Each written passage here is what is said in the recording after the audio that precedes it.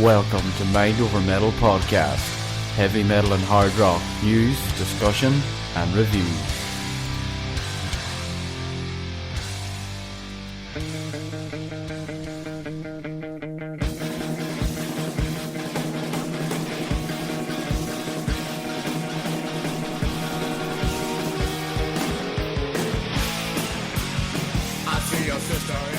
Alright guys, what is happening? It's Mac here and you're listening to the Mind Over Metal Podcast right here on mindovermetalpodcast.com. We're on iTunes, we're on Spreaker and we're on Podbean. What's up guys, what's happening? If you've seen my introduction episode, was uploaded last week, give you a little bit of details of the podcast, what it's going to be all about. This is sort of a filler episode. It's not technically the first official full-length episode, but basically halfway through recording the first episode, which as you know is an Iron Maiden review, but something's come up and we haven't got it finished. So this is something that I just decided to do to tie it over, get something out to you guys, and just in the meantime until we get that killer episode finished up, and it is gonna be a fucking killer episode. If the first half of what we recorded is anything to go by, it's funny, so I know you guys are gonna enjoy that. But basically I've just come on today to talk to you guys about an album that's very near and dear to me, and that is none other than Guns N' Roses' 1987 classic Appetite for Destruction. Those of you that know me know that I'm a big Guns N' Roses fan. They're my favourite band of all time. They're the band that, introduced me in a way to the hard rock and heavy metal genre. They're the first band that I fell, I suppose you could say, deeply in love with. Couldn't get enough of them. Just became totally consumed with them. Starting from around the age of maybe 6, 7, I was, fairly young. For me, it all kicked off during, MTV time. I remember seeing the November Rain video all over MTV, and at the time I couldn't understand that, why is she dead? How did she die? That video kind of fucked with my mind a little bit. But that was my first, awareness of the band. But it wasn't until a few years later when, I kind of really delved into them. And it actually wasn't, Appetite for Destruction wasn't even the first the first album that I heard from GN'R. My first GN'R album was Use Your Illusion 2, which was a friend of mine. His older brother had it on tape. And my friend brought it out one day and he was like, you have to hear this. There's a song on here called Get in the Ring, and it has, all these curse words. And so my friend put it on, we jammed it, and I just fucking loved the album. Loved that song. You Could Be Mine was probably the song that I suppose made me a GN'R fan. But Use Your Illusion 2 was the album I discovered first, then went back, discovered one. And I believe I didn't discover Appetite until, maybe 97, late 90s. I was kind of late to the show there, but we all know what sort of album it is. It's, hailed as a classic, and it's a classic for a reason, So this is, as I said, this is just sort of a filler episode until I can get the Maiden one up. Had a bit of time this morning, so wanted to get something out to you guys. So how about we jump into this? So Appetite for Destruction, debut album by Guns N' Roses. It was released on July 21st, 1987 on Geffen Records.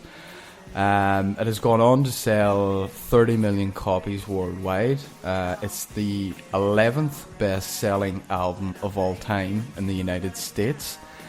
One of the best-selling records ever. Now, it didn't exactly get off to an easy start. It was released July 21st, 1987. But it was basically a full year until it actually took off. It debuted on the Billboard Top 200 at number 182 on the 29th of August, 1987, but it wasn't until the 6th of August 1988 that the album actually broke on the back of the videos like Welcome to the Jungle and Paradise City. So it's gone on to sell 18 million copies in the US alone, and it is the highest selling debut album of all time. So that's just a little bit of background about the album. It was produced by Mike Klink and Guns N' Roses. All songs written, credited to all 5 members of the band at that time, which were W. Axl Rose on vocals, Slash on lead guitar, Izzy Stradlin on rhythm guitar, Duff McKagan on bass, and Steven Adler on drums. And talk about a very quick recording process. It was recorded between March and April 1987. So it was just one of those albums where get the band in, jam them out, get the mix mastered done. There was basically no fucking about. So that's a little bit of background on the album. But what do you guys say we jump into this? And we're going to kick it off with the first track, which is Welcome to the Jungle.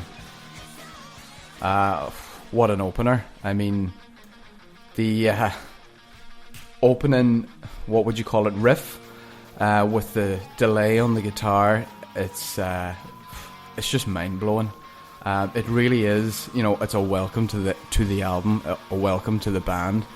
It starts off with that delay guitar, drums come in, Duff McKagan comes in with a nice little bass run, Axl comes in with that sort of growl, and then the song kicks off.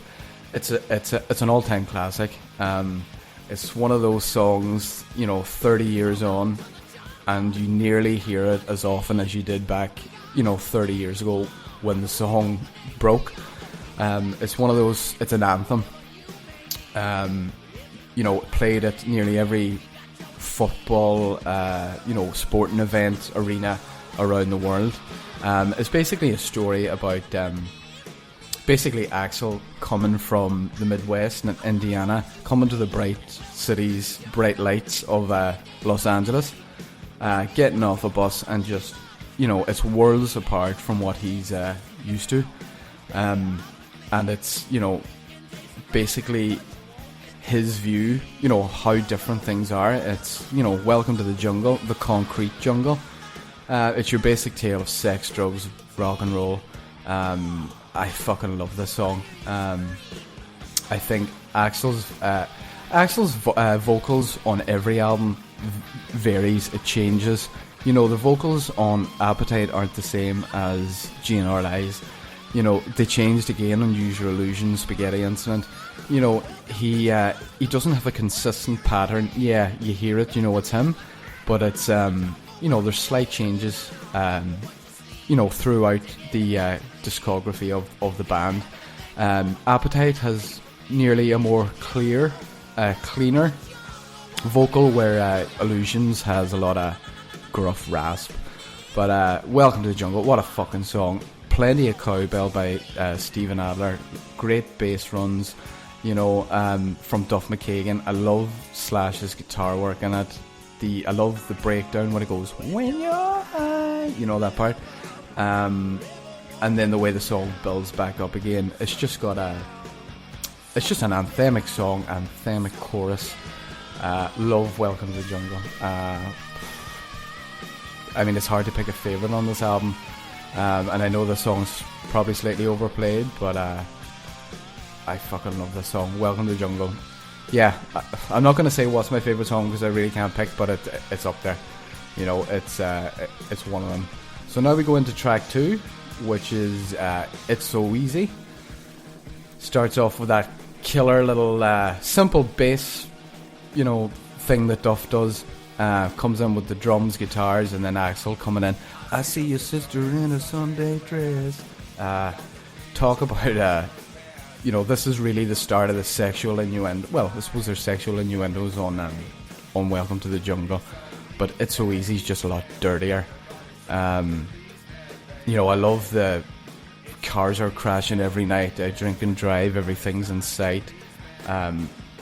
Drumming from Steven Adler again's killer, plenty of cowbell. No other GN'R recording after this had any cowbell.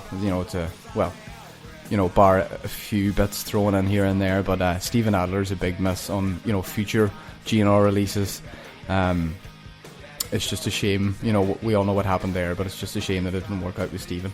But It's So Easy is a great fucking song.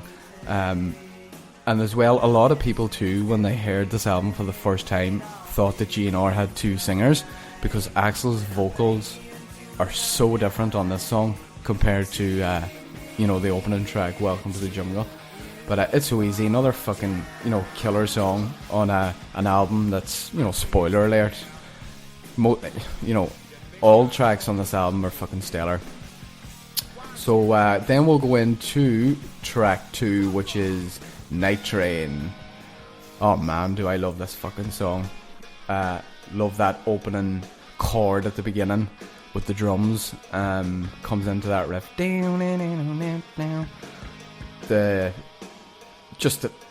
The band coming together on this just shine. Love Axl's vocals on it. It's a song about a drink, an alcoholic drink called Night Train, that the band used to drink back in the early days. I think it's because it was cheap. I think it's nearly like our equivalent to Buckfast. It's like a tonic wine pish type thing. But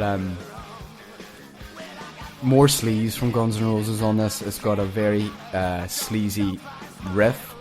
Got a killer beat.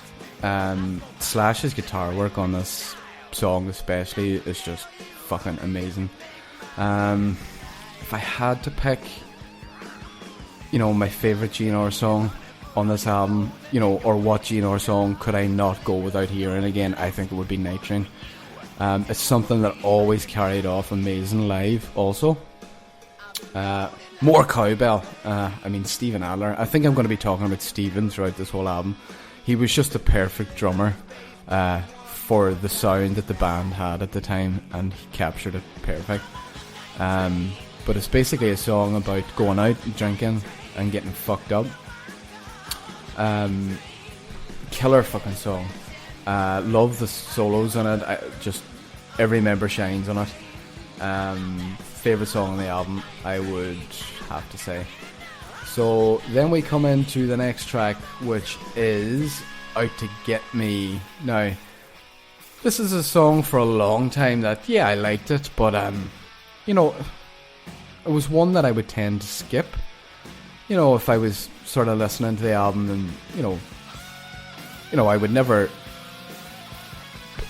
put Appetite on and listen to Out to Get Me first. It was, a cool song, but it would be one if I was listening to it in a rush that I would maybe skip over.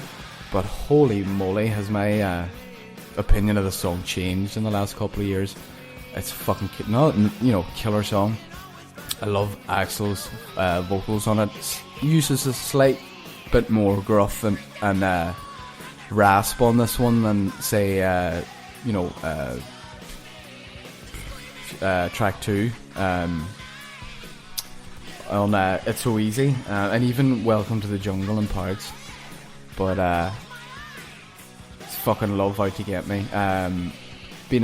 Hasn't really been a staple live. It was back in the early days, but kind of from the Use Your Illusion tour on, it it was nearly on an alternative set. That they would change around a few songs every now and again. But it's basically it's a song about paranoia. Everybody's out to get him. Cops, parents. He's just basically telling the story of probably every teenager in LA at that time. Love Out to Get Me. Killer fucking song. Then we go into another one of my favourites of the album, which is Mr. Brownstone.